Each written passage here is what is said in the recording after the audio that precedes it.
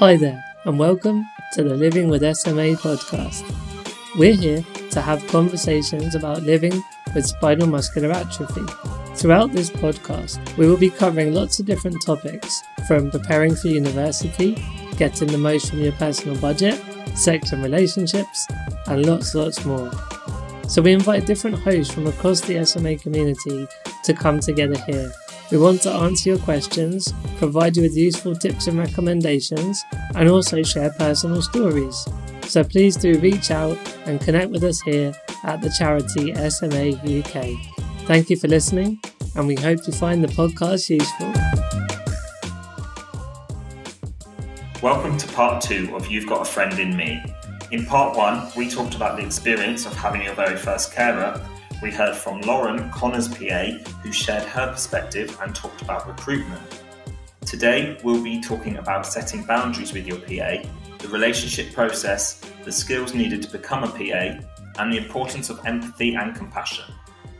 Talking of boundaries, Louis, coming to you, it sounds like to build a strong relationship with a PA, a lot of it comes down to consistency, time, and setting those boundaries almost quite early on. I mean, from my personal opinion, I sort of have boundaries with my PAs in the sense of they know that I'm quite a social but also quite private person. So if they know I'm having an evening with my friends, they know I like to be left alone, and they'll keep themselves, back away in another room or give me some privacy, which is nice. Louis, what can you add to that in terms of boundaries with your PA? I mean, it is important that they understand what you're expecting from them, and I think we're in a position where we're relying on someone else. So for them to understand when we do want to be left alone and when we need to be left alone, it is important. I work from home, and I'm in meetings maybe a majority of my day. And if you have a carer that's coming in and asking you questions, or coming in and disturbing you in the middle of a meeting, it doesn't really work. So by setting those boundaries, they understand that from the beginning. But I also think care is a lot about a give and take relationship between us and our carers. I have to be able to accommodate them when I can, and vice versa, because otherwise it doesn't work. It's not how relationships are built. Relationships are never a one-way street. It's always a two-way street. And whilst most people won't agree with that, because I've been challenged on that ideology before, I have found that I have far more rewarding relationships with PAs or carers because of that kind of mentality. And if even though that person is here for me, they're human. They have their own good days and bad days. They have their own family commitments. So you have to be able to accommodate for that as well. That's a very good point. Yeah, and Connor, sort of coming to you, I want to focus on the positive relationships that we have here. What would you say is the best thing about having PAs? How has it enhanced your life? It's all about enabling and facilitating not only the client, but both client and PA in the relationship. So yes, one day it might be, a chill day, maybe the energy levels are low. And then the next day might be, oh, let's go for a meal with some friends or a drink. And it's all about facilitating each other to achieve whatever task you're trying to do. So for Lauren, it might be, if we're going to the pub, maybe check the road or see what the pavements are like. And for me, it's all about making Lauren feel comfortable in that scenario, because the more comfortable Lauren is, the better quality of care is provided. Absolutely. And it is a big thing. I think it's important that we should note that it's a big thing letting somebody into your personal home, into your personal space. And I think just sort of touching back on briefly on the the process that it takes to meet a new carer, or the recruitment side of it.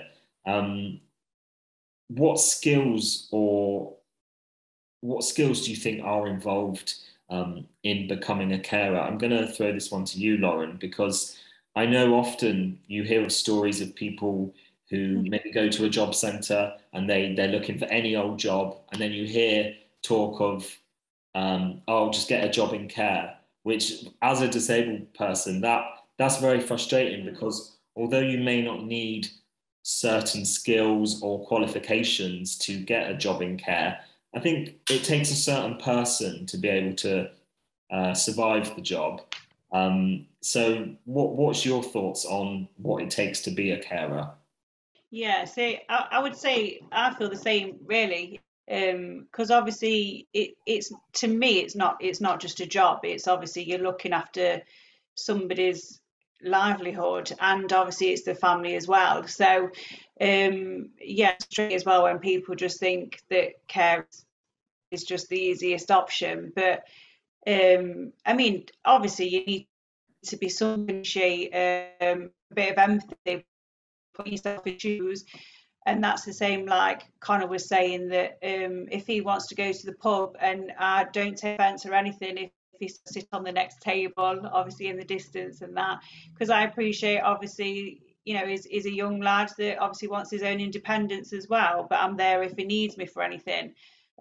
So got to have a bit of respect, and just a kind heart, just to make sure that, you know, you can see yourself on the other foot as well. If you treat somebody the way you would like to be treated, then that's the best qualification, I think, really. Yeah, no, couldn't have put it better. And I think we all know that Connor obviously likes going to the pub. I think that's been made pretty clear. Louis, what about yourself? What, other than providing care, what things has a PA enabled you to do? You got any cool stories for us? I mean, I just, before I answer that question, I want to touch on what Lauren shared. I think that it's very important to highlight the word that you use, which is empathy. I am a firm believer that in any recruitment process for the care industry, that people need to be assessed for empathy and for compassion. I think the challenge that we're facing is I have sometimes have better care from someone who's never done it before, because they are empathetic and compassionate, compared to someone who's been doing this for 15 years and are just about getting as many calls done in a day as possible so they can make their money and go home early as if they worked a full shift. So I think that needs highlighting. Some of the experiences I've had since being in the UK now have been very hit and miss. And again, carers who have zero experience have offered me a better quality and standard of care because they care about their job, or they care about the impact that it's making for me. So a great way to highlight that would be to then answer the question that you just asked me, which would be talking about some of the carers that I have with me on a consistent basis right now, which is a lady called Kim, who is semi-retired, and she's only here 3 days a week. But Kim has even though she's far older than I am, we just get along like a house on fire, and we have banter. We go places locally. It's really difficult to get out of my house because I don't have an adapted home yet. So it's quite a tedious process going in and out. So I only go out if I have to. And she'll walk with me to go cut my hair at the barber, or go to the pharmacy to get my medication, or if I just want to go for a walk, she would do that in a heartbeat. I then have a very young carer called Phoebe, who's 19 years old. And the first time I was introduced to her, my immediate thought was, how is this young lady going to actually take care of me? Because this is not an easy job. And after a couple of months, I had to eat my words, and I even apologized to her because the standard of care that she delivered was just phenomenal. And we get on like we're family.